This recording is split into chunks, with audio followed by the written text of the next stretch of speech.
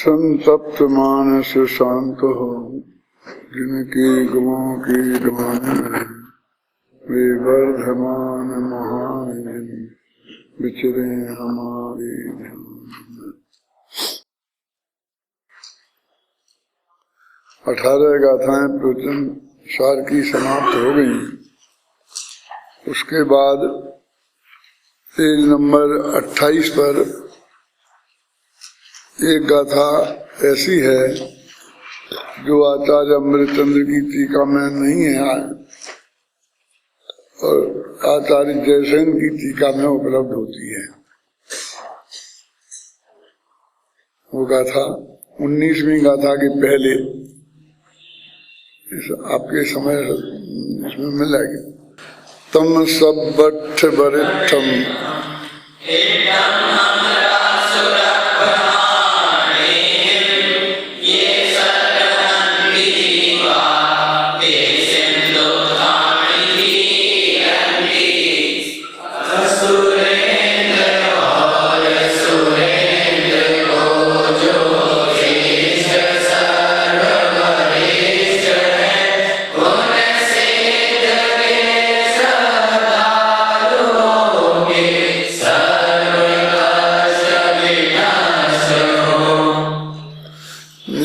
स्पष्ट ये गाथा ऐसी दिखाई दे रही है कि एक बीच में यहाँ नहीं भी होती तो भी उस प्रकरण में कोई अंतर नहीं पड़ता। एक शेर बात चल रही थी, शुद्धोपयोग के प्रभाव से अनंत ज्ञान और अनंत सुख होता है और उनका स्वरूप क्या है वो बात की चर्चा चल रही थी। और बीच में ही वो कहते हैं कि जो हमारे सिद्ध भगवान हैं, माने सिद्ध भगवान को नमस्कार करने जैसी, उन्हें याद करने जैसी गाथा बीच में आई है, जिसे हम मध्य मंगलाचरण भी कह सकते हैं। उसमें आता है ना, आदौ मध्य वसाने च मंगलम भासतम बुधई, कि मंगलाचरण कब करना चाहिए, कब कब होता है, ऐसा प्रश्न किया किसी ने। क्योंकि नियमसार में और भी अनेक ग्रंथों में बीच बीच में मंगलाचरण आ जाते हैं और समयसार जैसे ग्रंथ में पूरे 415 गाथाओं में बस एक गाथा में मंगलाचरण किया, वो भी एक गाथा की एक पंक्ति में। फिर अधिकार बदलते गए, लेकिन अधिकार के आरंभ में कोई मंगलाचरण देखने में नहीं आता। इससे सिद्ध होता है कि आचार्य ने अधिकारों में समयसार प्रवचन साल लिखे ही नहीं। वो तो अपने उनके दिमाग में एक बात उन्हें कहनी थी तो एक क्रम से कहते गए और 415 गाथाएं समयसार में और 200 कितनी जो भी गाथाएं हैं वो प्रवचन सार में उन्हें पूरी कर दी। मतलब बीच में कहीं मंगलाचरण नहीं किया और अंत में भी मिलेगा तो वो आशीर्वादात्मक मंगलाचरण मिलेगा। फिर कोई भगवान को नमस्कार किया हो ऐसा मंगलाचरण नहीं है। अब ये बीच में आ गया, क्या लिखा देखो, जो सर्व पदार्थों में श्रेष्ठ हैं और देवेंद्र असुरेंद्रों को के इष्ट हैं, उन सिद्ध भगवान की श्रद्धा जो जीव करते हैं उनके सभी दुखों का क्षय हो जाता है। अब किनके सभी दुखों का क्षय हो जाता है, ये बात बीच में अभी कहाँ आ गई थी। शुद्ध का स्वरूप समझा रहे हैं और शुद्धोपयोग का फल बता ही रहे ना। शुद्धोपयोग के फल में अनंत आनंद और अनंत सुख की प्राप्ति होती है और अनंत आनंद और अनंत सुख वो आ रहा है। इसकी वजह से ये कहा जाता है कि ये गाथाएं छेपक हैं। छेपक माने बाद में किसी ने जोड़ दी हैं। जैसेनाचार्य स्वयं बहुत भावुक प्रकृति के आचार्य हैं, जैसे पद्मा परमलधारी देव हैं थे ना, ऐसे ही जयसेन भी हैं कि वे उस टीका करते समय कभी भी उनके मन में आ जाए तो मंगलाचरण नमस्कार करने लग जाए। ये नेमिनाथ भगवान का चैत्यालय है, उसमें बैठे हुए वो लिख रहे थे मान लो समय सार, तो नेमिनाथ भगवान के भक्ति में एक गाथा लिख दी। ऐसा बार बार होता है। तो शिष्य ने प्रश्न किया कि पहले बता दो मंगलाचरण कहाँ कहाँ करना चाहते हैं। हम तो ऐसा सुनते हैं कि शुरू में जब कोई काम करते हैं तो मंगलाचरण करना चाहिए, है ना। तो उन्होंने कहा आदौ मध्य वसाने च मंगलम भाषतम बुधई। बुद्धिमान जीवों ने ऐसा कहा है कि मंगलाचरण आदि में तो होता ही है और मध्य में और अंत में भी किया जा सकता है, कहने है ना। तो ये ऐसा मध्य मंगलाचरण जैसा है। क्या होता है कि जो सिद्ध के श्रद्धालु हैं और जो सुरेंद्र और असुरेंद्रों से पूजनीक हैं, अब पहले ही मंगलाचरण में कह चुके हैं ना, सुरेंद्र असुरेंद्र चक्रवर्ती, इन तीनों से जो पूज्य हैं, है ना, ये बात पहले ही कह चुके हैं, लेकिन फिर भी दोबारा उन्होंने ये बात कह दी। अपन ने इस टीका में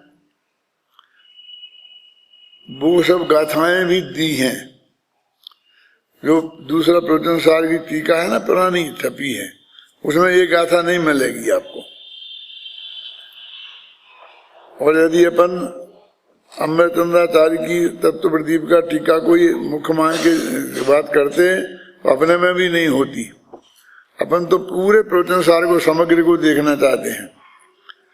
तो एक बात और बताता हूँ, आप लोग अध्ययन करेंगे तो आपको मालूम पड़ेगी कि पांडे, कौन पांडे? हेमराज जी।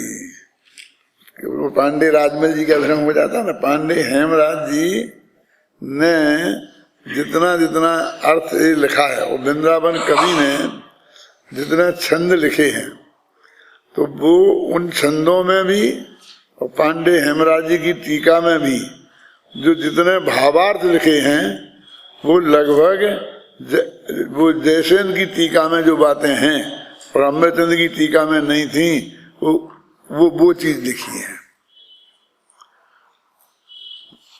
समय सार की टीका में पंडित जयचंद जी छाबड़ा पर पूज्य गुरुदेव श्री बहुत रीझते थे इस अर्थ में कि उनके भावार्थ गजब के हैं, है ना। लेकिन जयचंद जी छाबड़ा ने भी ये रीति अपनाई थी,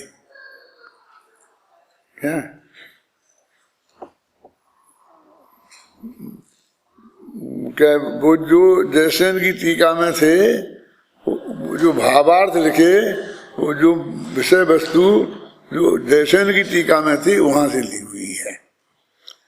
कभी कभी अपन को आश्चर्य भी होता है कि वो इतनी महान बात कह जाते हैं बीच में, तो जयचंद जी की जो हैसियत की बात नहीं थी। ऐसे कोई बात नहीं कि जयचंद जी की हैसियत कोई कमजोर थी, लेकिन वे खुद ही कहते हैं कि मैं तो टीका कर सकता हूँ, मैं कोई मूल बात नहीं लिख सकता। वो तो जो पहले से उपलब्ध है शास्त्रों में वो बता सकते। तो अपने मन से टोडर मल जी ऐसा सोच के और नया विषय वस्तु प्रस्तुत कर सकें, ऐसी क्षमता वो अनुभव नहीं करते थे, फिर भी ये कहाँ से आया।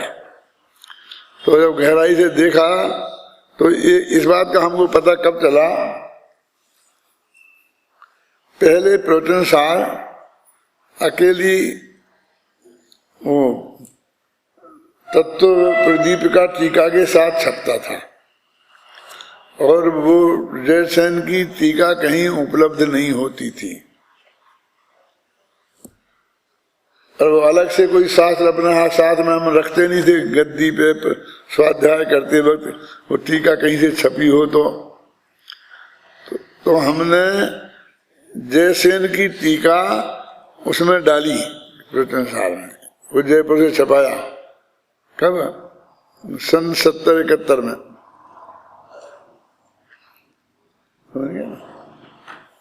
उस वक्त जो मैंने नाटक, समय सार, प्रवचन सार, इन शास्त्रों को जयपुर से छापा था, तो उसमें जो संपादन किया था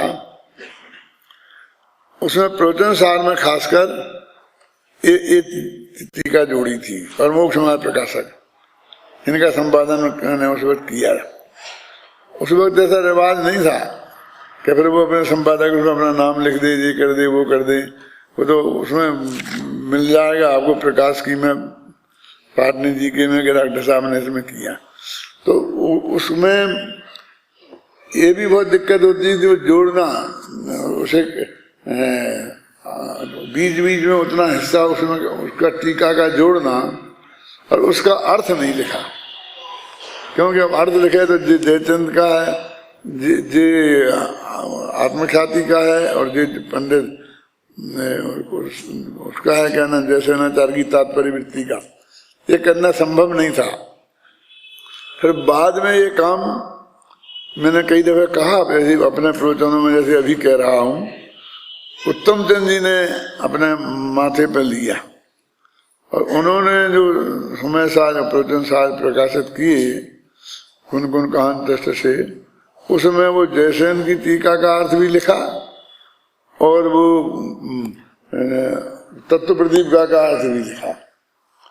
वो ऐसा नहीं है कि भाई हम उसका अर्थ जानते नहीं थे, कर नहीं सकते थे, और वो कर सकते थे इसलिए किए, ऐसा तो है नहीं।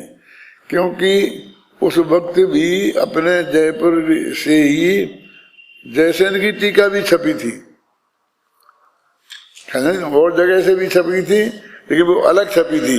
तो पहले अपने ऑफिस में यही कहते थे, यहाँ तक कि वो नेमी चंद भी उसको भेद को जानता था कि भाई प्रवचन सार लाना तो जयसेन का लाऊं कि अमृतचंद का, ऐसा भेद विज्ञान उसको भी हो गया था।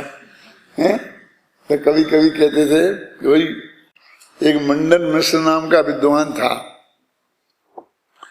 उसके घर में निरंतर वेदों की चर्चा हुआ करती थी। वो मीमांसक था, पूर्व मीमांसा, वेदों की मीमांसा करने वाला था ना। तो शंकराचार्य के समय की बात है, 1000 वर्ष पुरानी बात है, कोई समझ लो अमरचंद के समय की बात है। तो इतनी चर्चा होती थी कि कोई आदमी ने आकर के पूछा कि मंडन मिश्र का घर कहाँ है। मंडन मिश्र नाम का एक विद्वान था जिसने शंकराचार्य से वाद विवाद किया था।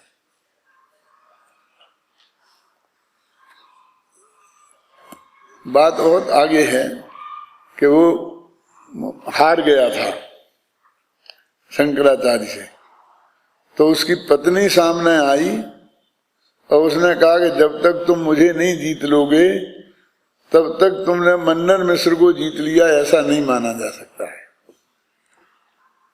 क्यों? क्योंकि भारतीय संस्कृति में पति पत्नी मिलकर एक इकाई होते हैं, 1 यूनिट होते हैं। मंडन मिश्र के लिए ये मंडन मिश्र नहीं है।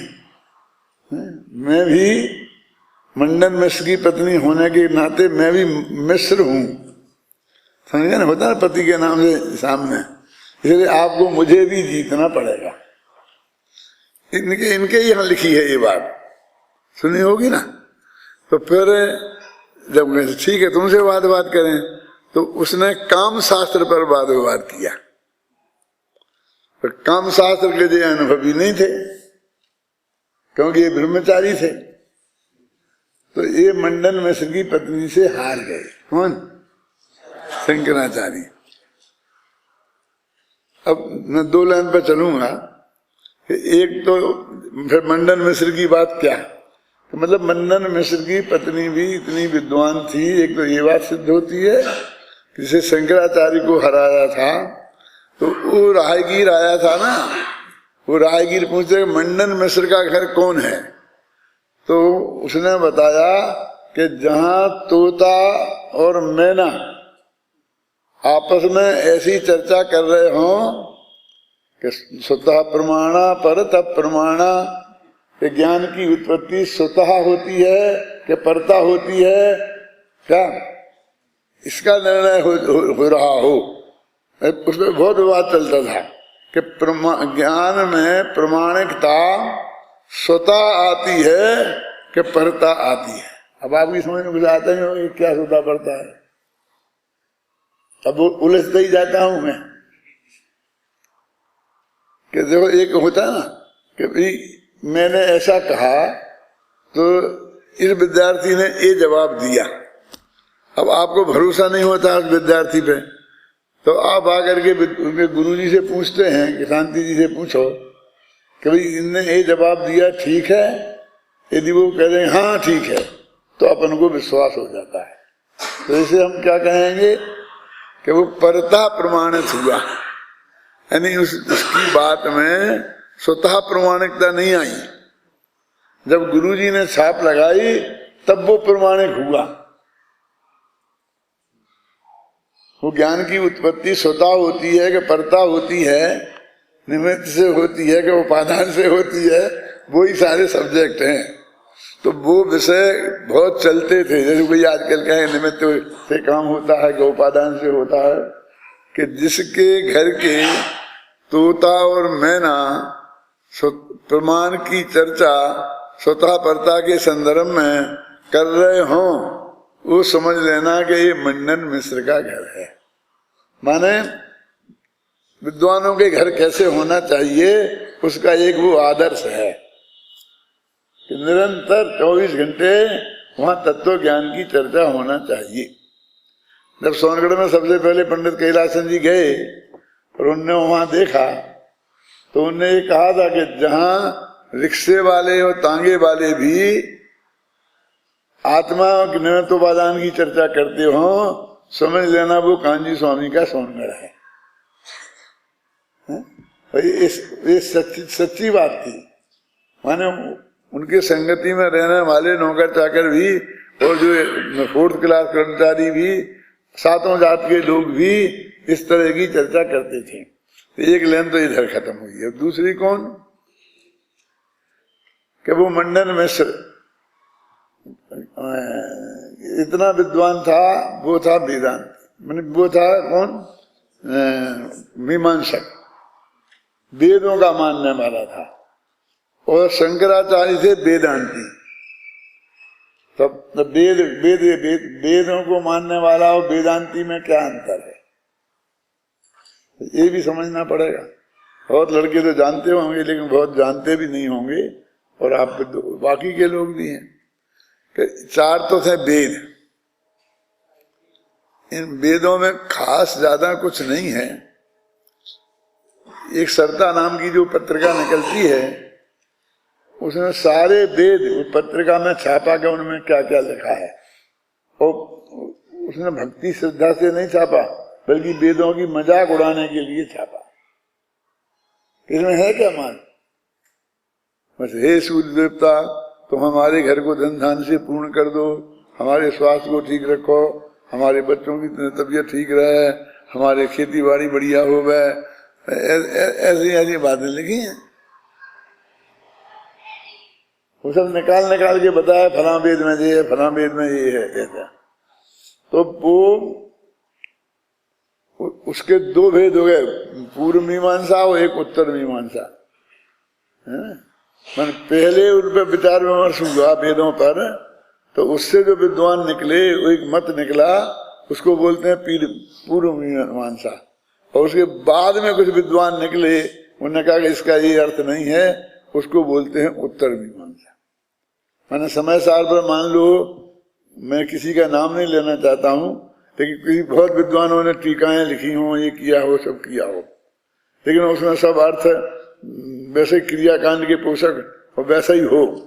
फिर उसके बाद में मान लो कांजी स्वामी ने उस पर अर्थ किए, तो एक पूर्व मीमांसा कहलाई और एक उत्तर मीमांसा कहलाई। और वेदों के बाद में जो कुछ लिखा गया उसे वेदांत,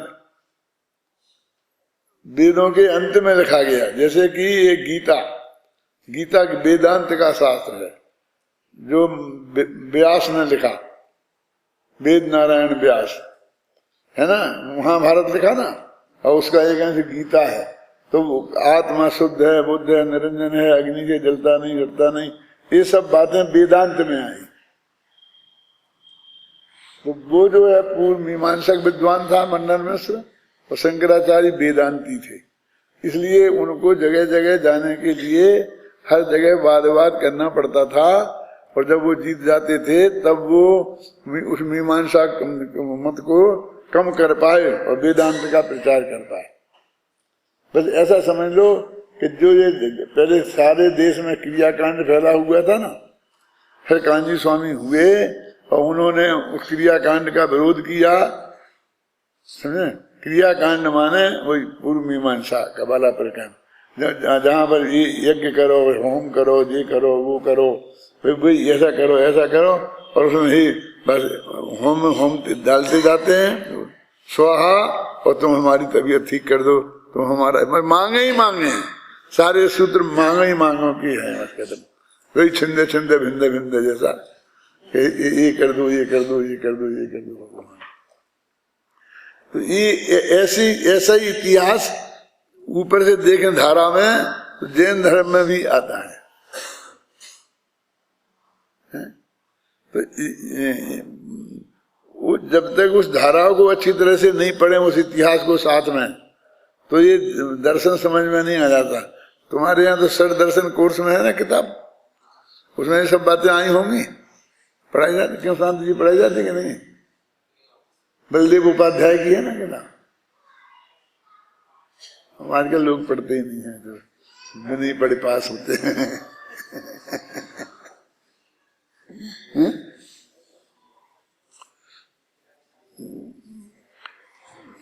तो जयसेनाचार्य ने टीका लिखी, मतलब पहले उन्होंने लिखी अमृतचंद्र ने, तो उसमें एक बीच में ऐसी, इसमें एक गाथा थी नहीं,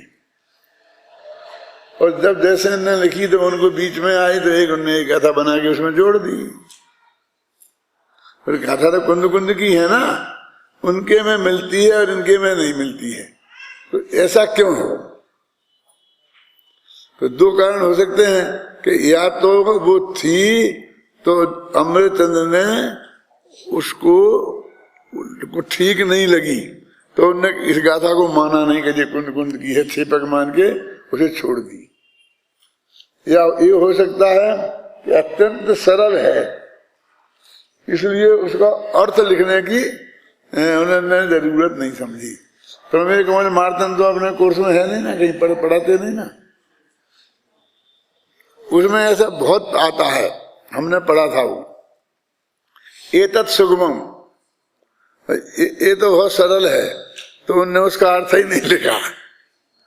मैंने बहुत प्रकरणों को उनने नीचे सिर्फ इतनी टीका लिखी, क्या एतत् सुगमम, कि ये बहुत सरल है।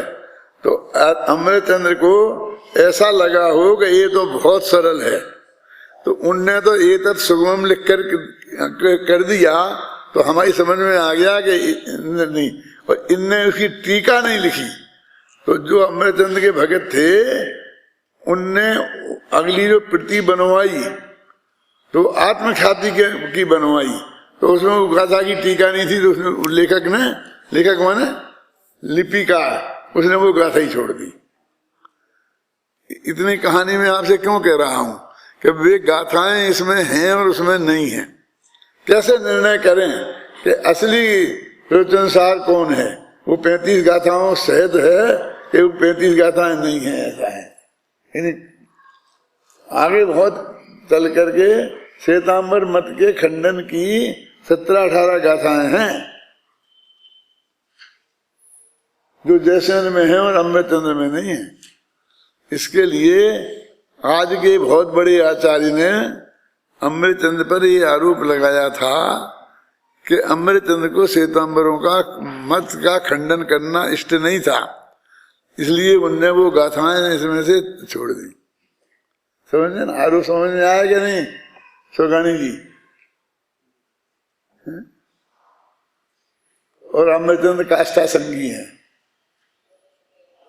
चली थी चर्चा वो जो हम लोग पढ़ते थे तब, लेकिन वो ज्यादा चल नहीं पाई फिर, क्योंकि लोग अमृतचंद्र को श्वेतांबरत्व का के पक्ष में आरोप लगाए, ऐसा किसी को बर्दाश्त नहीं हुआ। जैसे आप लोग हैं, मैं आपके साथ रहता हूँ 47 साल से, और मैं श्वेतांबरों में भी चाहता हूँ, वहाँ भी प्रवचन करके आता हूँ, लेकिन यही तत्व की बात कहता हूँ। श्वेतांबरों के मत की पुष्टि की तो कोई बात कहता नहीं मैं, कि वो धर्म सच्चा है, दिगंबर सच्चा नहीं, ऐसा तो नहीं कहता हूँ। लेकिन श्वेतांबरों के जाने से बहुत से जो मेरे को नापसंद करते हैं वो लोग यार अब लगा मैं तो श्वेतांबर है। और एक दफे ये आरोप मेरे को ऐसे आदमी ने लगाया, ऐसे मुमुक्षु ने, कि मैं आप कल्पना नहीं कर सकते। दिगंबर श्वेतांबर का शंकर जी का बहुत बड़ा झगड़ा था। अब मेरे दिमाग में आ रही इसलिए मैं बोल रहा हूँ, इतिहास सुरक्षित रहे इसके लिए परमात्मा। हालांकि इस वक्त उतनी इष्ट नहीं है वो बात। तो उन्होंने 2 लाख जैनी जाकर के और दिल्ली में जाकर के वो करें हड़ताल। मैंने उस वक्त ऐसा चल रहा था कि लोग जाते थे दिल्ली में और हड़ताल करते थे अपनी बात मनवाने के लिए। तो उसके लिए सारी समाज का आह्वान किया था साहू अशोक जैन ने। अपने युवा फेडरेशन की तरफ से 4 बसें भर के गई थी उस आंदोलन में, लेकिन मैं नहीं गया था। तो साहू अशोक जैन ने मुझे उलाहना दिया कि साहब आपकी गैर हाजिरी लग गई। सारा समाज से 2 लाख आदमी दिल्ली आए और आप नहीं आए। तो मैंने उनसे कहा आपने बुलाया था, आप मुझे बुलाते और मैं नहीं आता तब आप मेरे को ये उलाहना दे सकते थे। तो उन्होंने कहा क्या बात करते हो, हमने सारे देश को बुलाया, सब अखबारों में दिया है? तो मैंने कहा आप ये चाहते हो कि जैसा सारा देश को आपने निमंत्रण दिया वैसे निमंत्रण पे मैं आता क्या? बोले हमें कैसे पता चलेगा मुमुक्षु लोग शामिल हैं, आप आते तो पता चलता। वो तो आप कह रहे हमारे युवा फेडरेशन के हैं, अब भी कौन है नहीं है उन्हें कौन जानता। ये तर्क आया सामने, बहुत मर्म की बात है। आप होते तो जानते, फिर ये भी मानते कि इतने लोग जनता में भी मान लो हैं 100, 200, 500, 1000 जितने भी आदमी मुमुक्षु लोग हैं। अब तो मुमुक्षुओं की गिनती हुई ही नहीं कि मुमुक्षु लोग शामिल नहीं हुए। तो मैं कहा आप क्या चाहते थे कि ऐसे ही मैं आता और नीचे इस भीड़ में खड़ा रहता तो हाजिरी हो जाती मुमुक्षुओं की। जब मैं आपके बगल में स्टेज पर बैठता तो वो हाजिरी होती। समझ नहीं ना, समझना बहुत गहरी बात है। और आपने वैसा मुझे बुलाया नहीं था, ख्याल में है ना, इसलिए मैं नहीं आया। तो उनने जो बात कही वो बता रहा हूं मैं आपको। अब जो असली बात सुनने की है कि आपके बहुत बड़े व्यक्ति ने, नाम वसंत भाई ने, ये कहा था कि वो नहीं आएंगे। क्यों नहीं आएंगे वो? तो उन्होंने कहा वे श्वेतांबरों में जाते हैं प्रवचन करने, देश विदेश में, बंबई में, पर्यूषण में, है ना। तो वो यहाँ कैसे आते दिगंबरों श्वेतांबरों के विरुद्ध, जो दिगंबरों का जुलूस था उसमें वो यहाँ कैसे आएंगे? इसलिए हमने आपको नहीं बुलाया ऊपर। माने मैं उस श्वेतांबरों के यहाँ पर्यूषण में जाता हूँ तो जैन अभी मुमुक्षु समाज का अपने को बहुत बड़ा नेता मानने वाले लोग ने भरी सभा में, हालांकि अभी जो अच्छा नहीं है ये कहना, लेकिन वो इतिहास है जो साहू अशोक जी ने मेरे से कहा कि उनने कहा था कि वो नहीं आएंगे। तो मैंने कहा कि मैं श्वेतांबरों के प्रवचन करने जाता हूँ तो मैं श्वेतांबर हो गया। आपको ये भरोसा है कि मैं दिगंबर नहीं रहा? कि दिगंबरों के साथ आप इतना वो आंदोलन करते तो मैं अपने को दिगंबर नहीं मानता। मैं सबसे पहले दिगंबर हूं आप समझे ना। और उसके बाद जैन हूं, मैं दिगंबर जैन हूं, लेकिन पहले दिगंबर हूं और बाद में जैन हूं। जब जैन अजैन का झगड़ा होगा तो मैं जैनों के साथ खड़ा रहूंगा, उसमें श्वेतांबर दिगंबर सब होंगे। और जब दिगंबर श्वेतांबरों का होगा तो मैं दिगंबरों के साथ सबसे आगे खड़ा रहूंगा। यानी इतना बड़ा सिर्फ इसलिए कि उन्हें नहीं बुलाया जाए तो मैं मुमुक्षुओं का प्रतिनिधि यहां कहलाऊं समाज में, अद्वितीय। इतनी बड़ी राजनीति की बात हुई। मैंने कितने स्वार्थ में कैसे अमृतचंद्र भी ऐसा ही हो गया कि अमृतचंद्र को जितनी प्रतिष्ठा प्राप्त थी तो किसी ने कि अमृतचंद्र तो देखो उनकी गाथा में श्वेतांबरों को खंडन करने वाली गाथाएं नहीं है। आप समझे ना, वही गाथाएं क्यों नहीं है और सब क्यों है? देखिए अमृतचंद्र इतने महान आचार्य थे कि वो बात चली नहीं। जैसे आप साहू जी ने भी अब मेरी समझ में सब आ गया और अब मैं कभी इस बात को भूलूंगा नहीं। उसके बाद जितनी भी मीटिंगें हुई पूरी दिगंबर जैन समाज की, उसमें सबसे आगे बुलाकर मुझे बगल में साहू अशोक कुमार जी ने बैठाया। कहाँ क्या हो सकता है जब आज के युग में एक आचार्य ने ये कहा कि अमृतचंद्र काष्ठा संगी थे, अमृतचंद्र श्वेतांबरों को नहीं मान, श्वेतांबरों का विरोध उन्हें इष्ट नहीं था। क्यों? वो क्यों? उनको क्या स्वार्थ था? वो भी ऐसा ही है इतिहास, उसका भी नाम मैं बता सकता हूं लेकिन अभी नहीं बताऊंगा।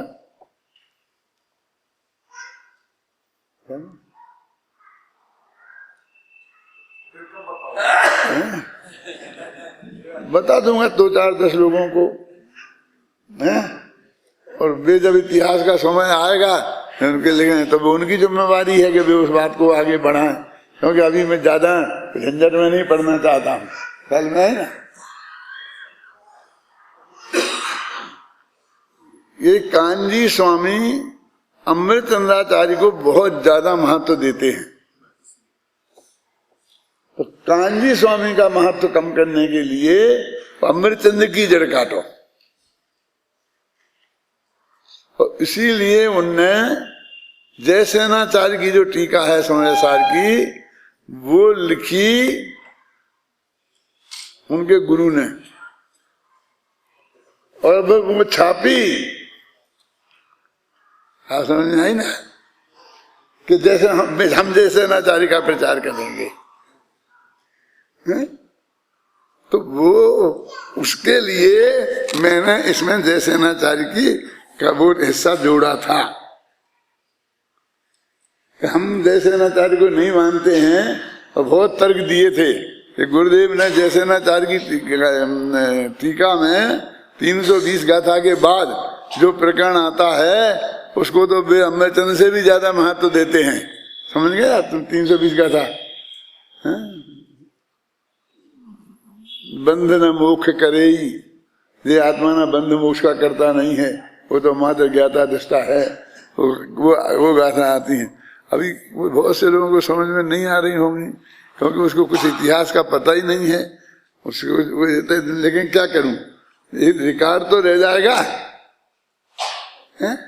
इसलिए मैंने ये बात बताई कि भाई ये जयसेनाचार्य का नहीं, अमृतचंद्र को कि नहीं है, लेकिन वो इतनी सरल हैं कि उनका टीका लिखने की कोई खास जरूरत नहीं है, ज्यादा टिप्पणी लिखें। उसका अर्थ लिख दिया वही पतला, जैसे उन्होंने लिखा ना कि जो गाथा है ना, बोलो कुन शतक की, कि जो नारियों को मोज करते ऐसा करते वे श्रवण नहीं त्रियंच हैं, 3-4 गाथाएं हैं। किसी को याद? बोलो जोर से बोलो, यदि याद है तो। है? नहीं है? सैकड़ों लोगों ने याद किए थे उस वक्त कौन शतक क्यों नहीं। जो राग करते नारियों से, ऐसा है ना।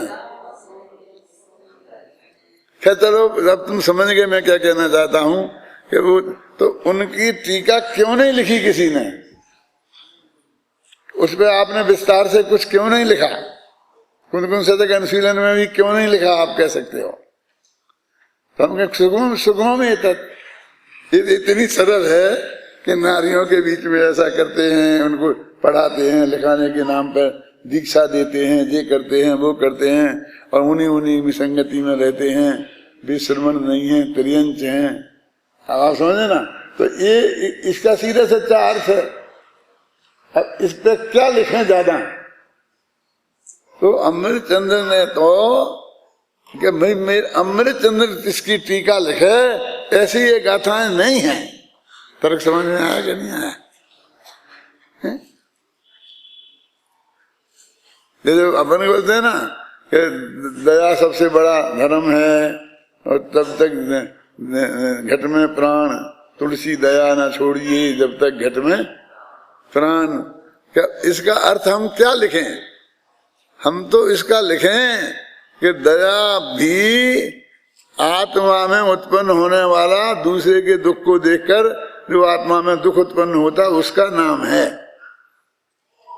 ऐसा ना, माना इसकी अमृतचंद्र कहते हैं मेरे, इसलिए नहीं लिखी, उसमें साफ तो लिखा है कि जो वस्त्र पहने ऐसा माने, अपने को जैन साधु माने, वो जैन साधु नहीं है, ऐसा लिखे हैं गाथाओं में, क्लियर लिखा है।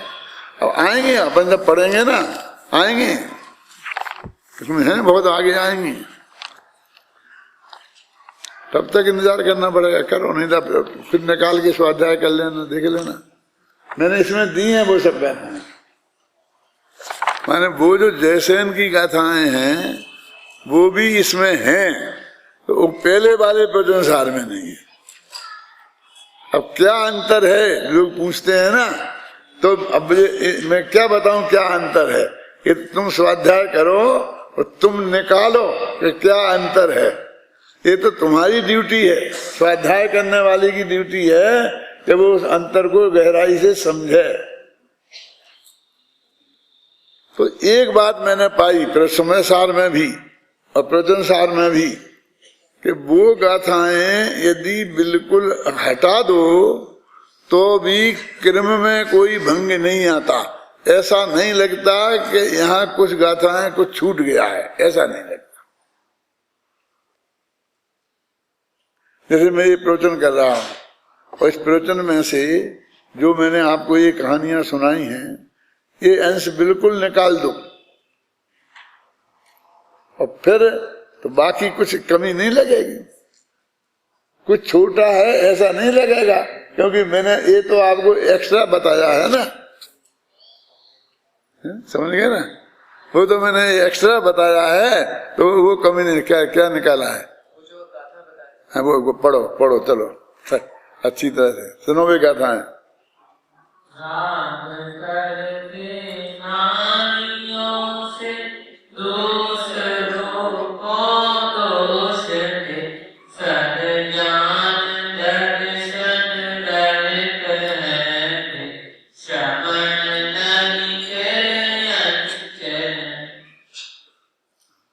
ऐसी गाथाएं हैं, मतलब मेरे कहने का।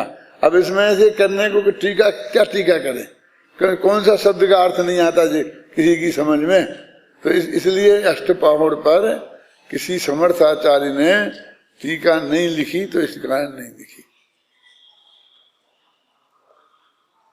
संस्कृत में पहले तो लिखी है ना, 6 पहाड़ पे किसने लिखी? बोलो नाम बोलो। सुश्रुत सागर भट्टारक, सुत सागर सूरी, एक भट्टारक ने लिखी है। और वो भट्टारक जी का परिचय बताऊं फिर साथ में थोड़ा। उन्होंने ऐसा लिखा है कि ये 13 पंथी है ना, समझ गए ना, इनको जूता होता जूता, उसको भिष्टा में लपेट के और उस जूते से इनकी पिटाई करना चाहिए, उसी टीका में, उसी सचपाहुड़ की टीका में तुम लोगों को किसी को पता नहीं था, नहीं था। लेकिन मैं ये कहता हूं कि मैंने पंडित टोडरमल व्यक्तित्व कर्तृत्व में ये सब लिखा है, उसमें दिया है, वो संस्कृत के शब्द लिखे हैं कि जिन्हें को इनको ऐसा करके और इनको पीटना चाहिए, ये वो शब्द भी उसमें लिखे हैं। मुझे तो वो पेज नंबर और कहा कैसी भाषा, कहाँ यहाँ ऐसी टिप्पणी में ऐसे लिखा, मुझे वो भी याद है। अब इसलिए फिर वो टीका ज्यादा चली नहीं। कौन ऐसी टीका कहाँ से कैसे चला है? और वो कम से कम 6 लाइन की उपाधियां लगी हैं उनके साथ में। उसमें एक कलिकाल सर्वज्ञ भी है, वे कलिकाल के सर्वज्ञ थे।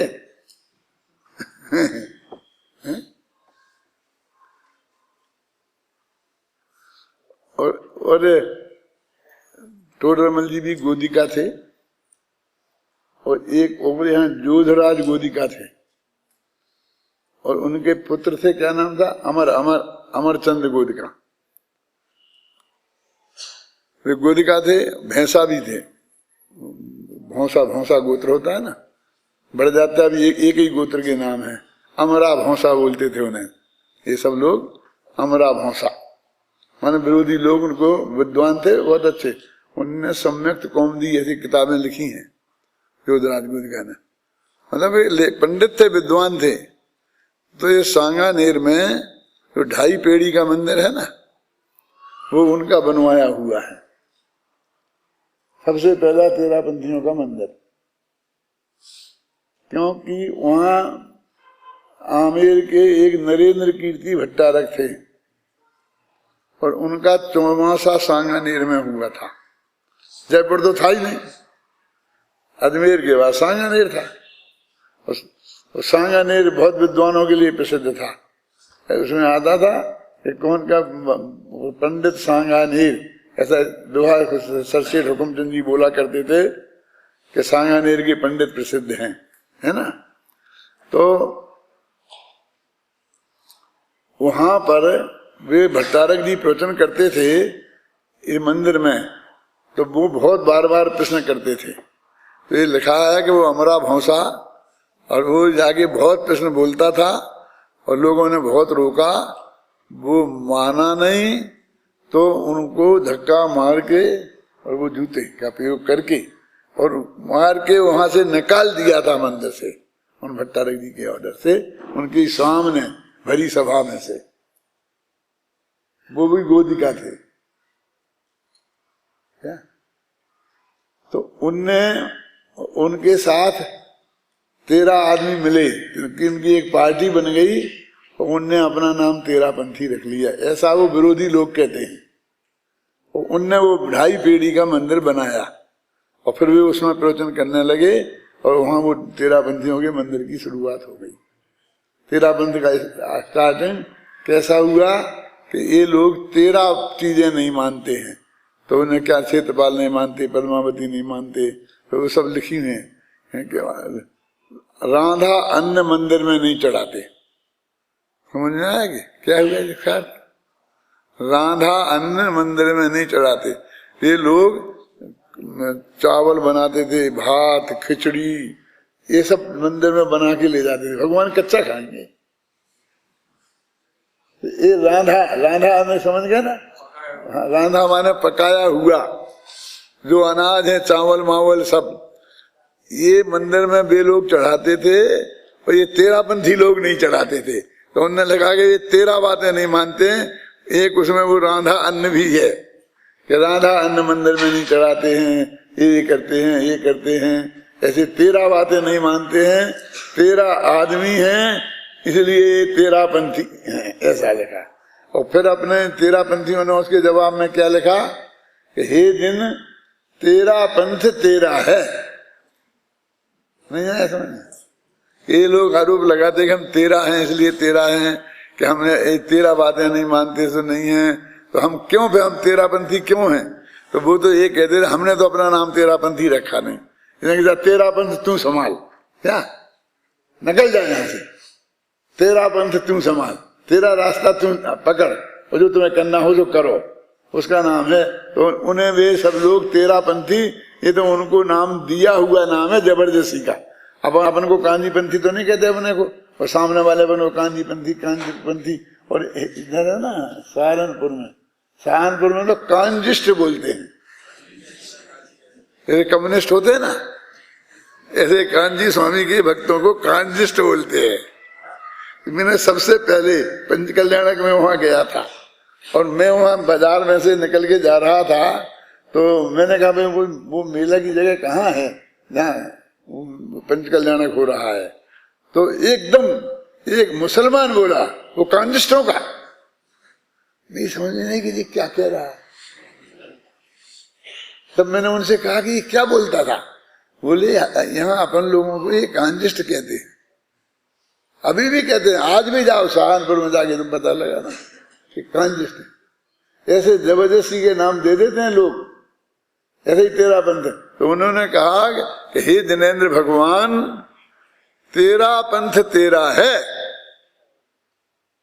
समझे ना, ये मेरा जो पंथ है, वो जो तेरा पंथ नाम का जो पंथ है, वो तो तेरा माने भगवान तेरा है, और हम और किसी का नहीं है। जगत में और अनेक पंथ हैं, और ये तेरा पंथ सिर्फ तेरा है और किसी का नहीं है। ऐसा जवाब उस वक्त दिए, बहुत छंद लिखे गए। अब उस काल में कि पूरा जैन साहित्य का आलोड़न करो, और जो भट्टारक का साहित्य और भट्टारकों के विरोध में लिखा गया साहित्य, उनके प्रश्नोत्तरों के रूप में लिखा गया साहित्य, जो चर्चाएं होती थी, उस साहित्य का भी बहुत बड़ा है। उस पर भी एक पीएचडी हो सकती है, एक नहीं कई पीएचडी हो सकती है। उसको भी गहराई से यदि आलोड़न करें तो उसमें बहुत पीएचडी हो सकती है। क्या हो गया समय तो भाई। तो ये गाथा जो है ना, इसमें कल कुछ नहीं बोलेंगे। इसमें अमरास के ये भगवान तुम्हें नमस्कार करते हैं, उन सिद्ध के श्रद्धालुओं के सर्व कष्ट विनष्ट हों, इस उनके सारे कष्ट दूर हो जाएंगे जो उन सिद्धों की श्रद्धा करेंगे, कि जिन सिद्धों को असुरेंद्र सुरेंद्र नमस्कार करते हैं, और जो सब में वरिष्ठ है। वरिष्ठ तो समझते हो, वरिष्ठ माने होती है ना, कनिष्ठ वरिष्ठ। तुम्हारे तो कोर्स उपाध्याय के नाम है ना ऐसे, कनिष्ठ वरिष्ठ। वरिष्ठ जो वरिष्ठ हैं और जो इनको नमस्कार करते हैं, इनको इष्ट हैं, उन सिद्धों को नमस्कार करके, और जो करेगा वो सारे दुखों का नाश करेगा। तो इतना सा ही अर्थ है इसका। अब अपन कल 19वीं 20वीं गाथा चलाएंगे।